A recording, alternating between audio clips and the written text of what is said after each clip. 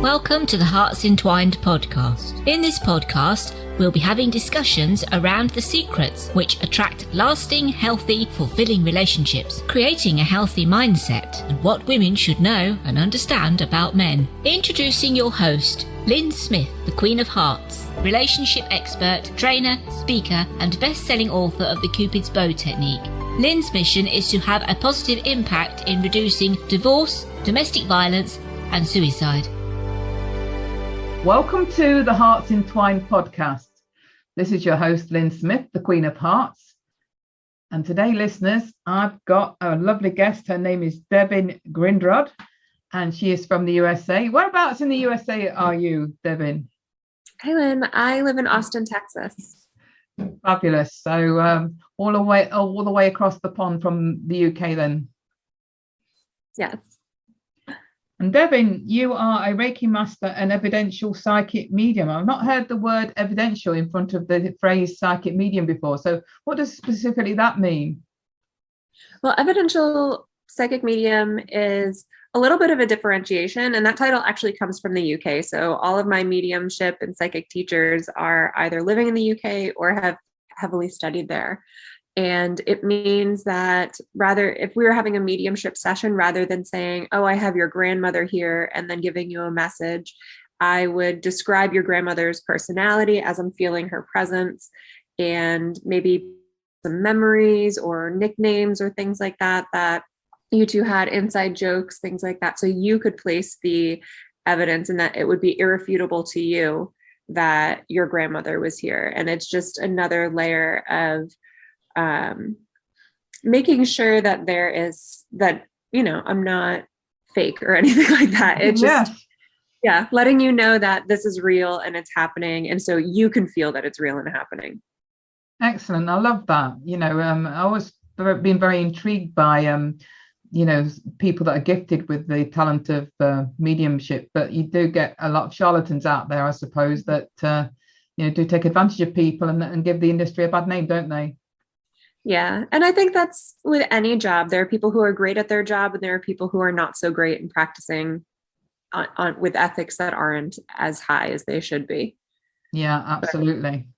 So in today's episode, we were talking a little bit off air around how important it is to sort of get yourself prepared and ready for a new relationship. And as part of that, there is usually that we're usually totally unaware of healing that's involved in terms of using this time that you're single to actually focus on self, isn't it? Yeah, definitely. I think that's really important. Yeah. So I think what we thought would be a great topic to discuss today would be how to fall in love with yourself and how to heal yourself before getting into a relationship, because quite often the reason we attract either unhealthy or unfulfilling relationships is because we've not done any work on ourselves, and we're probably not even realizing that we need to do work on ourselves even. Yeah, I agree. And that's what I hear, my experience with the dating world, that it was so true that I see people who are so afraid to be the first one to put out emotion that it's almost, you have to practice being the most aloof before you can get into a relationship. And that's just so counterproductive to what a relationship actually is. Yeah, totally agree with that. So what would your advice be then, if you've got a client coming to you and they're keen to sort of seek a relationship, but they're not actually aware that they probably need to do some work, what sort of steps do you take them through, Devin?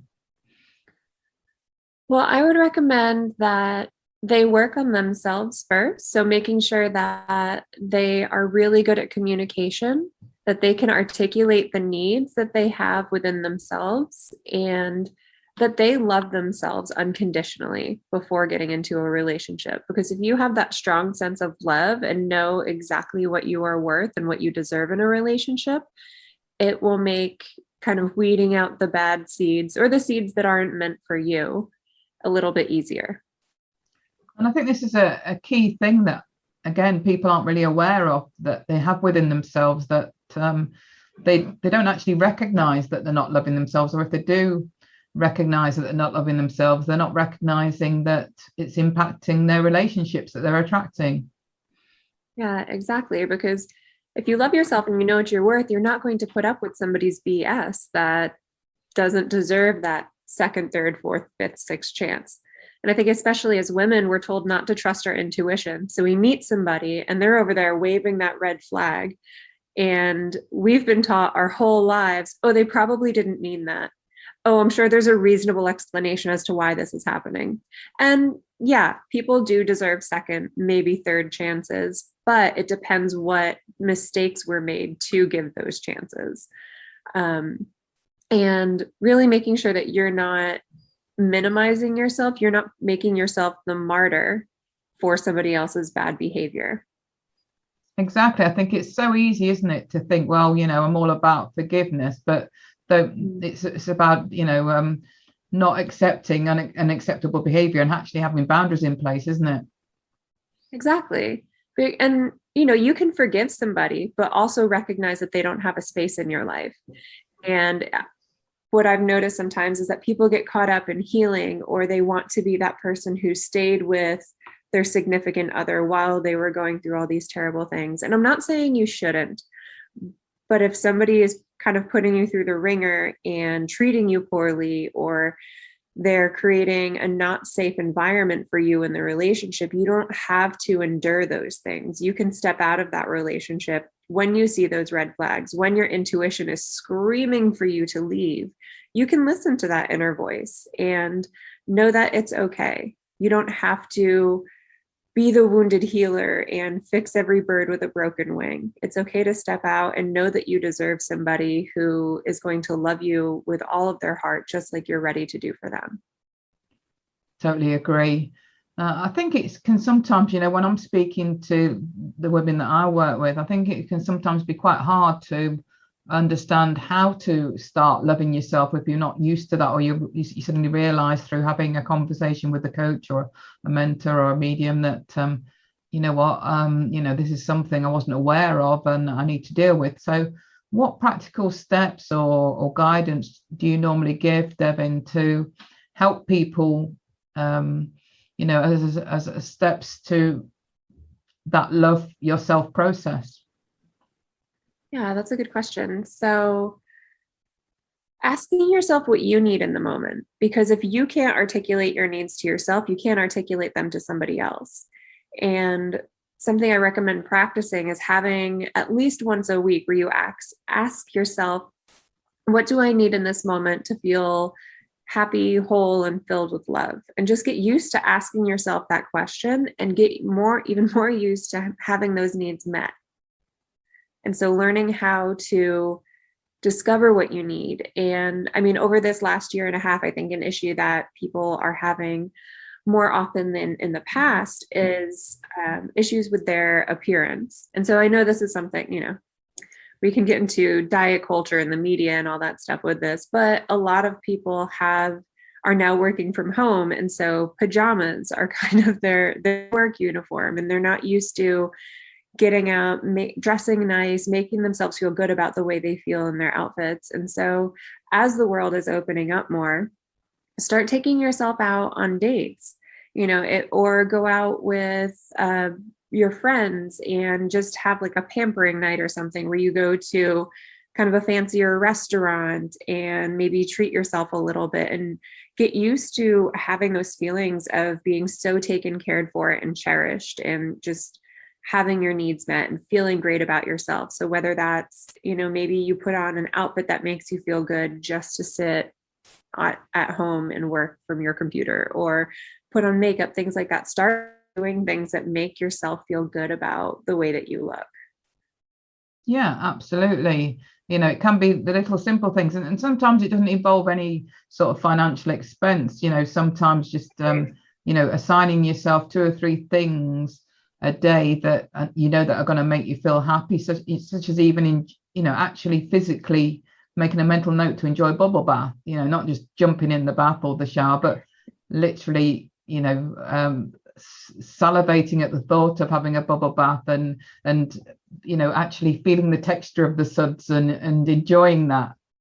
Yeah, definitely. And I'm a big fan of having most of your self-care be either free or low cost, because I don't think we should fully associate taking care of ourselves with significant financial expenses. But I do think every once in a while we need to be treating ourselves, because just another reminder that we are worth it. And it's more about the energy that we put into those financial experiences, because money is just an energetic exchange, and it's kind of the global energetic exchange that we've decided here. And so when we do spend that little bit of extra money on ourselves, whatever that looks like for us, every once in a while, it makes it feel that much extra special. But I do agree that most of the time it should be low cost, or things that you can do on hand at almost any time, because those are the real coping skills that are going to get us through the day almost every time. We can't always be like, okay, I'm not okay with this moment, I need to go and get a 90-minute massage. Can you, let's put a pause on this conversation. We have to have those coping skills already at home that we can get in any moment or in our environment. And what would you say to somebody that, says, oh, when I look in the mirror, I don't like what I see, I don't see myself as lovable or attractive? I would say start making a list of things that you like about yourself. And this is something that I do with a lot of my clients. And when I teach yoga classes, is I'll have them think about 3 things that they love about themselves, 3 things that make them an amazing person, 3 things that they contribute to the world, and start thinking about just that tiny small list. And if you can't really think about, if you're really low in those moments and you can't find anything, just look at yourself and find something that is okay, and just start from there. Because sometimes, you say those words like 3 things that you love about yourself, and people are like, I don't love anything. Okay, well, what do you think is just okay about you? And when you start getting used to having those just okay lists, you can change that word to things I like about myself, things I love about myself, things that make me an amazing human being. And start challenging yourself to get comfortable with those bigger words.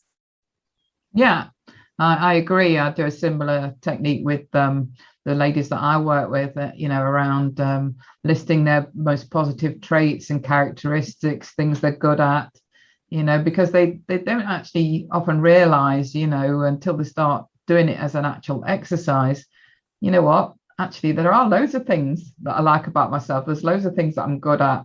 And they hadn't really took the time to actually appreciate it about themselves. Exactly. And even the most horrendous of people, nobody is all bad. So the average person is going to be a very decent human being, at the minimum, in my opinion. I believe humans are inherently good. And it's just about recognizing those qualities within ourselves that we appreciate, and knowing that you are truly worthy and deserving of love just as you are, because every single human is worthy and deserving of love for being exactly who they are. Yeah, wouldn't it be great if we all had that mindset? Yeah.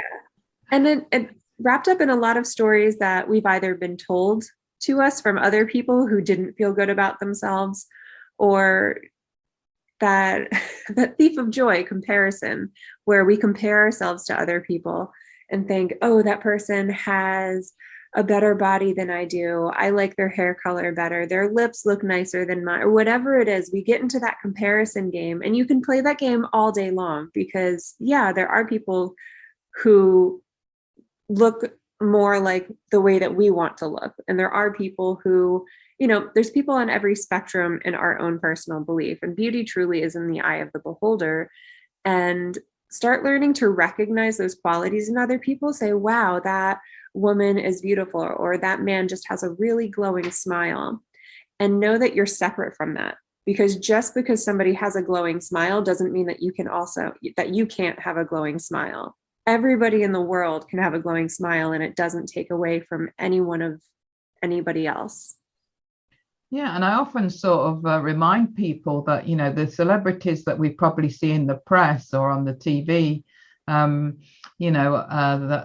may or may not have been airbrushed, aren't necessarily having great relationships. That's the reason they are in gossip magazines quite a lot of the time. So just because you admire them because you think they're more physically attractive, or that you'd like to be more like them in order to feel that you're going to be somebody that's attractive to the opposite sex, it isn't necessarily the case, is it?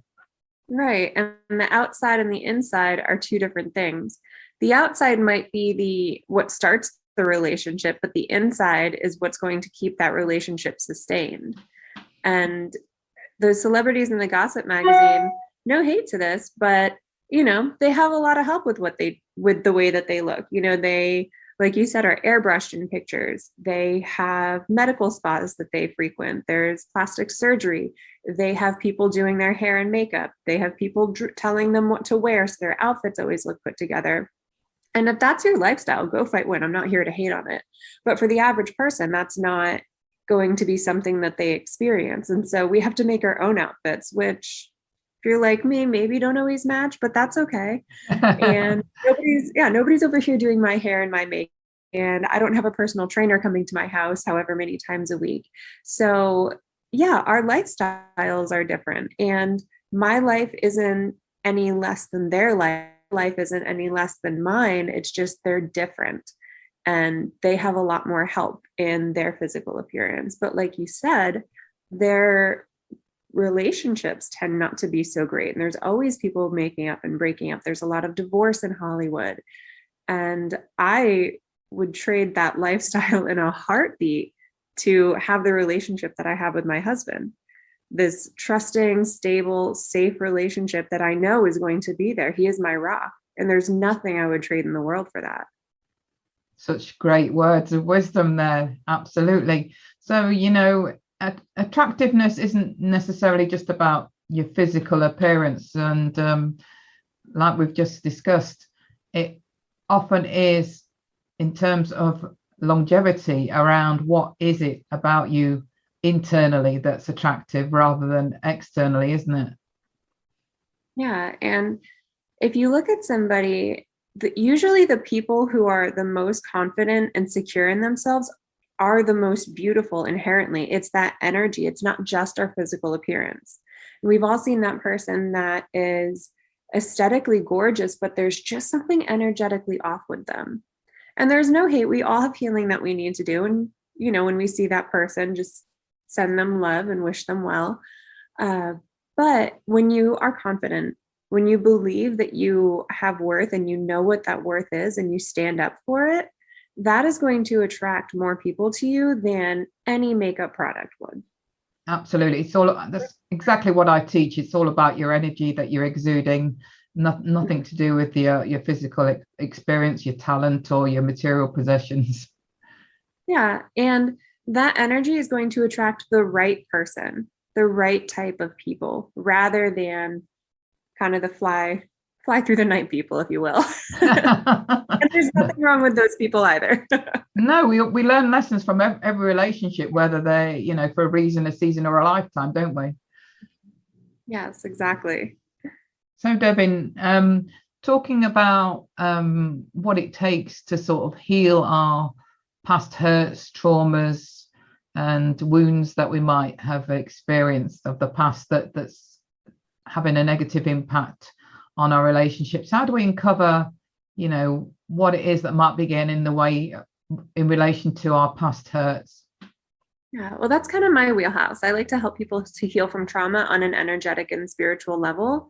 And what I do is I help people to really get to the root of the hurt. So with Reiki and the other energy healing practices that I utilize, it gets to that cellular level and that quantum level. So you're changing your perception of the world, your perception of the self, and you can actually create a new timeline in the quantum field to set you out in a different way. And when you heal on that deep of a level, it changes your trajectory in life, because you're no longer that same person to go on that same energetic path that you were on. you've shifted your perception of yourself. You've shifted who you are as a human. And now you are on a different path, a path that you've chosen, and a path that is empowered, and a path that is made from healing. I love that description. So for those listeners that don't understand or don't know what Reiki is, could you give them an insight around what Reiki is, please, Devin? Yeah, Reiki is a Japanese energy healing technique specifically used for stress reduction and relaxation. And the practitioner, or Reiki master in my case, who is attuned to the energy, and anyone can become a Reiki master, they just have to have an attunement to it. And the Reiki master will channel the energy, and this is the energy of unconditional love from which every single sentient being, so every single being with a soul, is created. And that energy is then sent out to the recipient of the session. So if you're receiving the session, you are enveloped in this energy of unconditional love. And when you have that type of powerful energy around you, you have no choice. Like there's no other option but to heal, but to feel so completely whole in that moment, because this is the highest form of energy, the highest frequency of energy in the universe is unconditional love. And when you are wrapped in that safety of it, that's the only outcome that can happen, because healing can't start, healing can't finish until there is love and compassion that we have for ourselves. And so when you have a Reiki session, it's not just that hour that you have it. The effects of it can last for up to 5 days. And so you have this little energetic cocoon for about 5 days with your Reiki session. And it's so beautiful, and it's so completely life-changing. What actually led you to delve into Reiki yourself initially? Well, to be completely honest, the first time I heard about it, I thought it was fake. I was like, there is no way this quote unquote energy healing can be real. And a couple of days after I found out about it, one of my yoga instructors offered to gift me a session. And I figured, well, if it's free, I've spent an hour of my life doing worse things. And I'm very skeptical by nature. And I had the session, and it was so profound. In the session, I saw my past life. I had one of my spirit guides come into the session, and I just felt so much love and so much gratitude for myself, life experiences. And then after the session, my Reiki master had gotten some intuitive downloads, which is essentially just psychic information.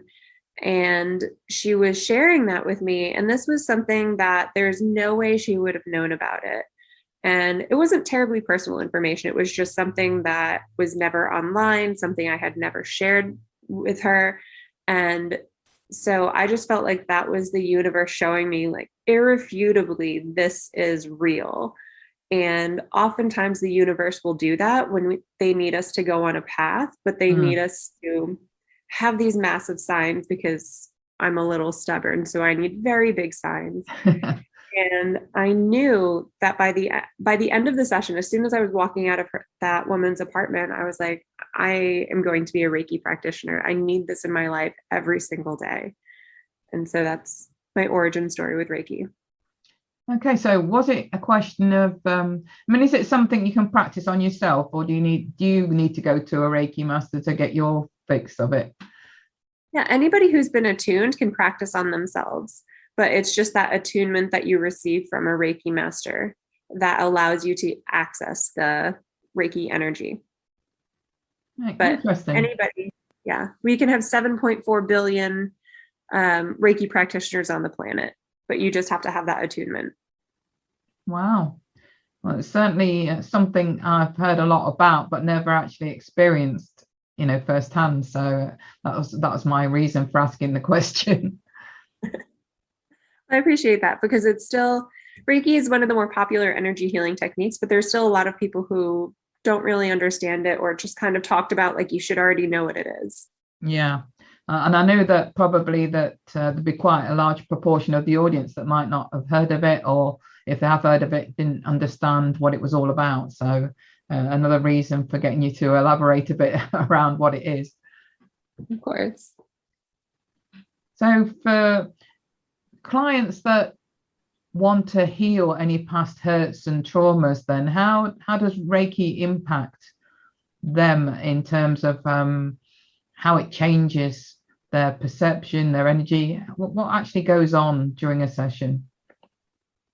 Yeah, well, it's that energy of unconditional love that starts to facilitate the healing. So as a Reiki practitioner, it's not my job to facilitate the healing. It's my job to create an environment where the client feels safe enough to start their healing journey or to continue on their healing journey. And it's that energy of unconditional love that helps to change their cellular structure and really start to do the healing work that they need. It's kind of like being wrapped in a warm blanket and being gently guided onto your healing path.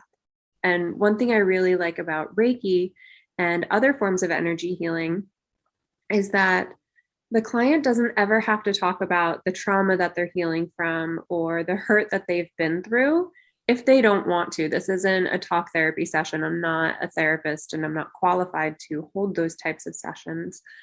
But what I hear often is that people either aren't ready to go to a therapist, they've had trauma in the field of therapy, or it just doesn't align with them and they want to do something different. And these energetic practices, as I mentioned, heal on the cellular and quantum level. And so you're doing the healing work on a level that's greater than your physical. And so when you're healing in that more etheric mode, it kind of melts down to the physical and mental, and it helps with all of the levels of self. And I believe that there are 4. We have the physical, mental, spiritual, and energetic levels of the self. And the spiritual and energetic are so powerful that when you're doing the healing work with those, it will transform you on the other 2. Very, very, very interesting. I must actually engage in having a Reiki session just to experience that unconditional love. It sounds fascinating and a fabulous state to be enveloped in. Yeah, well, if you ever want a session, I would love to have one for you. And Reiki doesn't have to be only done in person because energy transcends time and space as we know it as humans. And so you can facilitate sessions all across the world. It doesn't have to be somebody right in front of you, which is so amazing. So that works well then, considering our current situation with the COVID restrictions. Yeah, definitely. And especially in this last year and a half, it's Reiki is something that people are able to experience while they feel safe in their environment. You don't have to go somewhere and worry about what's going on, or in some countries or places you can't leave your house. And I mean, we're in Texas here, we're a little bit more free and a little bit more open than other places. So that's good to know. So for those audience members that would like to get in touch with you, Devin, what's your best contact information? Yeah, so I am on Instagram and TikTok primarily, and my handle is Spiritually Balanced. Well, that's a nice, easy one to remember. Spiritually Balanced. And any final words of advice that you'd like to share with the audience before we close the episode? Yeah, just to trust your instincts. And if you see those red flags start popping up, know that you don't have to give them 77 chances before you leave. You see the red flags, you can confront them, or you can just leave. It's okay to know your worth. Yeah, and I do feel that's worth reinforcing, to know your value and know your worth, and trust that by doing that, that's the energy you'll start to exude and then attract people that treat you accordingly. Yeah, exactly. Well, thank you so much, Devin, for sharing your personal experiences and insights around what you do and what works with your clients. I really found it a fascinating conversation today. So thank you so much for coming on the show.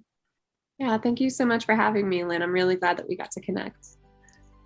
So it just leaves me to say true love starts with opening our hearts. And until next time, listeners, goodbye for now. Thanks for listening to the Hearts Entwined podcast.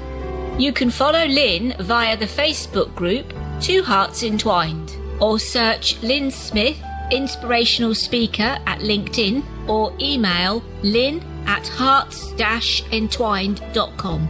That's LYN@hearts-entwined.com. Remember, true love starts with opening our hearts.